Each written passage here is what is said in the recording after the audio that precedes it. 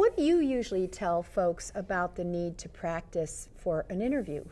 Well, I tell them that all this other preparation really doesn't mean a whole lot if you don't practice. You've got to get your mouth used to saying the words. Just memorizing what you want to say isn't going to work because your brain works 3 times faster than your mouth. And if you just memorize what you want to say, when you get into the interview and you're excited and you're a little bit nervous, your mind is going to race and your mouth isn't going to be able to keep up with what you're thinking, and you're going to stutter, you're going to stumble, it's not going to come out smooth, you're going to lose your confidence, and you're going to end up tanking the interview. And there's lots of times during the day when you can practice without even setting aside time to do it.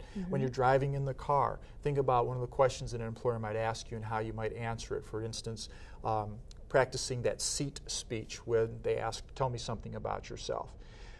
When you're in the shower, practice 3 or 4 times when you're in the shower, out loud, how you would say it. If you do that for an entire week, you're going to have practiced that little speech 40 or 50 times. It's going to come out really smooth, you're going to be confident, you're going to feel confident because you're prepared to answer that question.